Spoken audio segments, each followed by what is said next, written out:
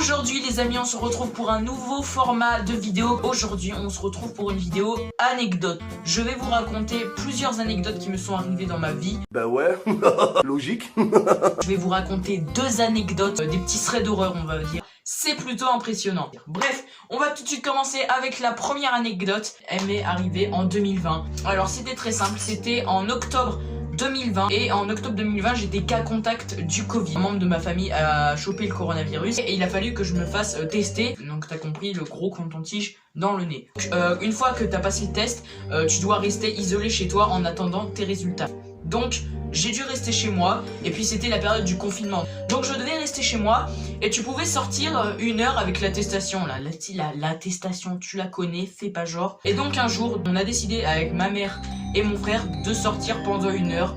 Sortir, hein, voilà, tout simplement prendre l'air, de respirer un peu. Donc on décide de partir faire un ping-pong à 5 minutes de chez moi. Donc on marche jusqu'à la table de ping-pong, jusque là tout va bien. Une fois arrivé à destination, ma mère s'assoit sur un banc et moi et mon frère on joue au ping-pong dans le plus grand des calmes. Tout se passe bien. Donc on joue tranquillement. Donc il y a des gens qui passent comme ça avec les masques et tout et qui eux aussi prennent l'air avec l'attestation. Et là je vois un mec, je pense âgé d'une soixantaine d'années. Enfin il marche, sauf que lui il était un petit peu plus bizarre. Le gars il me regardait et il faisait un signe.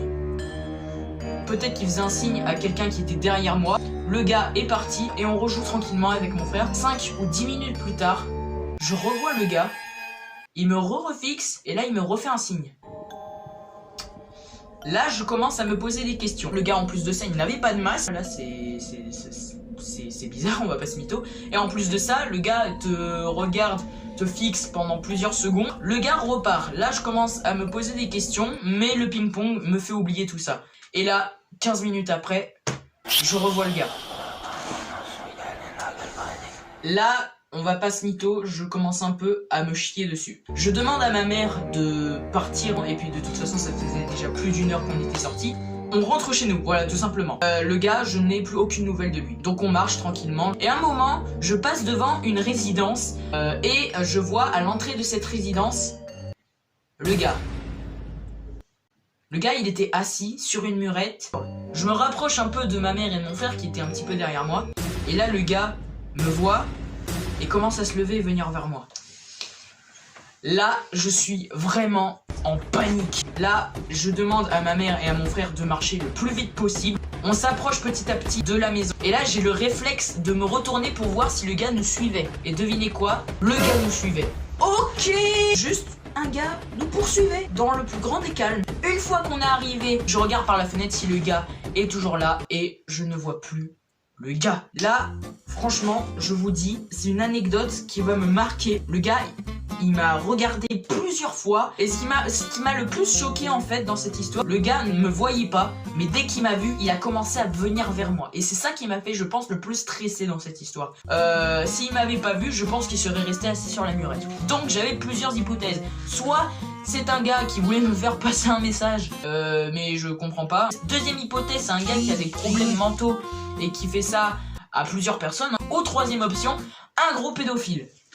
Mais bon, celle-là, je pense plus que c'est la deuxième hypothèse. C'était la petite anecdote sympathique, bien flippante. Elle m'a bien marqué et elle me marquera toujours parce que c'est la première fois qu'il m'est vraiment arrivé quelque chose comme ça. Bon les amis, je vais passer à la deuxième anecdote. Celle-là, elle date d'il y a plusieurs années maintenant et je me rappelle toujours et celle-là aussi, elle me marquera toute ma vie. C'est une anecdote où j'ai frôlé la mort. C'est pas une blague. C'était, je pense, il y a 6-7 ans. Il me semble que c'était 2013 ou 2014, je sais plus, donc j'étais très jeune. Je devais avoir 6 ou 7 ans. J'étais, je pense, en CE1. Mon frère était à cette époque-là à la crèche, même pas à la maternelle, il était à la crèche, donc vraiment ça date. J'ai fini les cours de primaire et ma mère vient me récupérer de l'école. Voilà, jusque là, tout va bien. À chaque fois, on devait aller chercher mon frère à la crèche qui était située un petit peu plus loin, genre à 10 minutes de mon école. Et à chaque fois, on venait le récupérer de la crèche en voiture. Donc tout se passe bien, le trajet se passe. Je raconte ma journée d'école, tout s'est bien passé. Tout va bien, tout va bien. Tout va bien. Mais là, ça va aller très vite. À un moment, on traverse un pont et là, le pont tombe. Non, je rigole.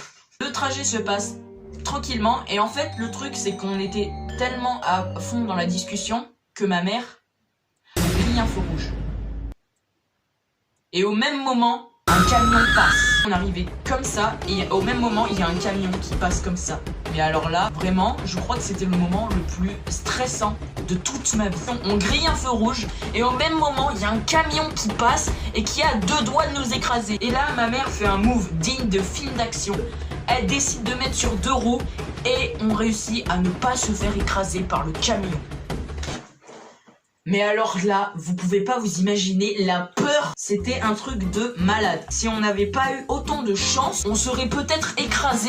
Je suis choquée. Donc on arrive à la crèche récupérer mon frère. J'étais surpris quand j'ai vu que le feu rouge était grillé et que le camion était à 2 doigts de nous écraser. Et si ma mère avait décidé de ne pas se mettre sur 2 roues, voilà, peut-être que je serais décédé. Bon, les amis, on en a terminé avec cette vidéo anecdote. J'espère que ça vous aura plu. Moi, j'ai bien aimé la raconter. Je sais pas si j'ai bien raconté, si j'avais le bon ton de voix et tout, mais j'ai bien kiffé les raconter, ces anecdotes. J'ai encore plein d'anecdotes dans ma tête et il m'est arrivé plein d'anecdotes au collège. Donc si vous voulez que je vous les raconte, c'est très simple. Il vous suffit de vous abonner à la chaîne YouTube, d'activer la cloche pour être au courant de chaque vidéo que je sortirai, donc tous les mercredis et tous les vendredis sur cette chaîne YouTube. Le petit pouce bleu aussi, ça fait toujours plaisir. En ce moment, vous êtes super actifs au niveau des pouces bleus, ça me fait extrêmement plaisir. Et quant à nous, on se dit à très bientôt pour une prochaine vidéo, les amis. À tous. Ciao, ciao.